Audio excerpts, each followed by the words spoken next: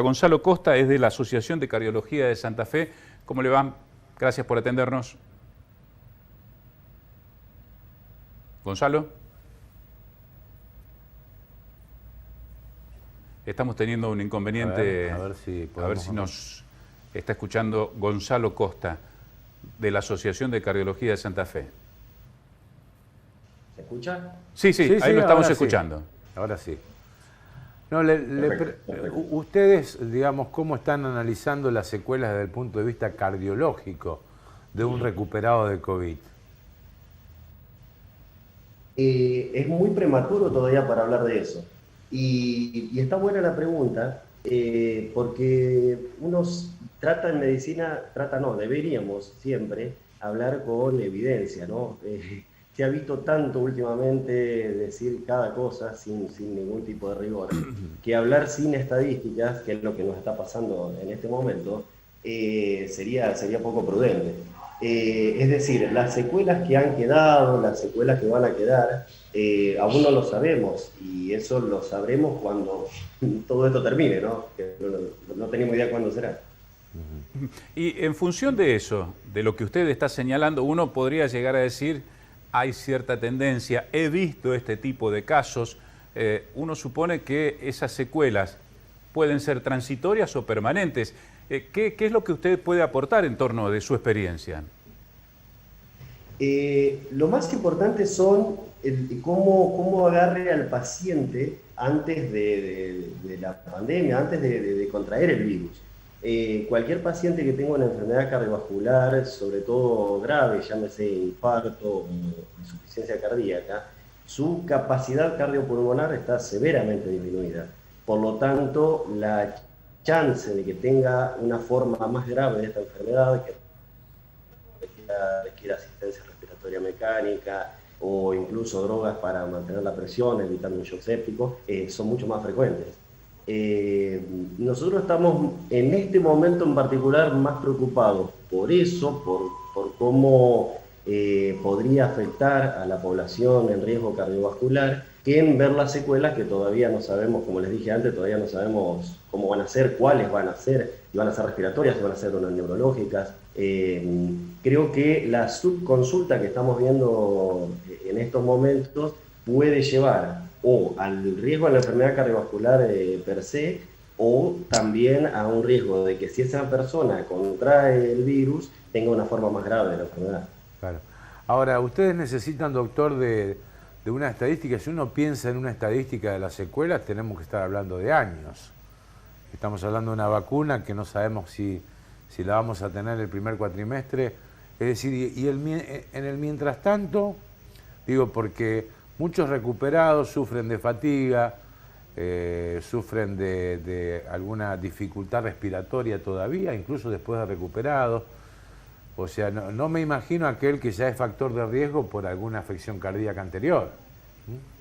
No, ni hablar, ni hablar. En eso, como te dije antes, el riesgo de que tenga una enfermedad grave, una forma grave de la enfermedad es mucho mayor.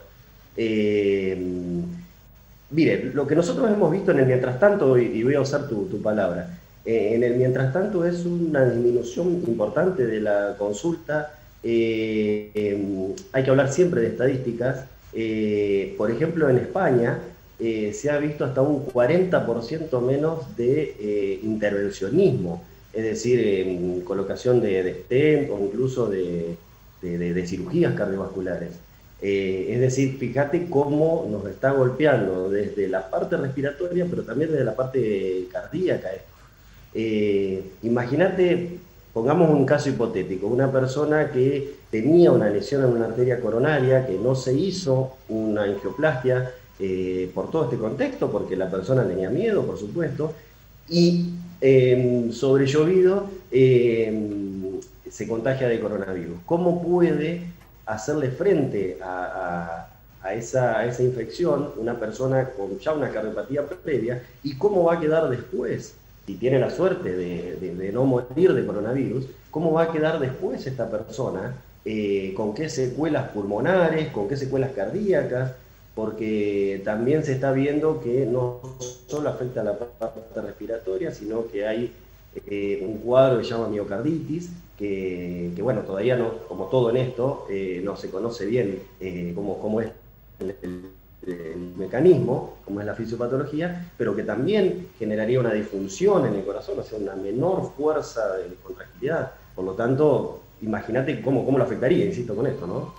Ahora, hay disminución de las intervenciones porque la gente tiene miedo también de concurrir a los efectores públicos. Esta es una realidad y muchos han abandonado tratamientos que evidentemente iban en camino de solucionar su problema de salud y quedaron en la mitad.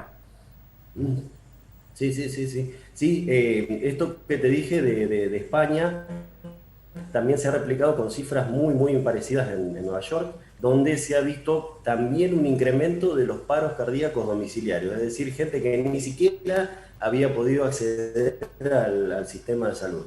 En algunos registros de España hasta se ve, por ejemplo, en el tratamiento de la estenosis aórtica, un problema en la válvula aórtica, se vio hasta un 80% de subtratamiento, es decir, de gente que no se ha operado o colocado una prótesis en su lugar. Esto es grave.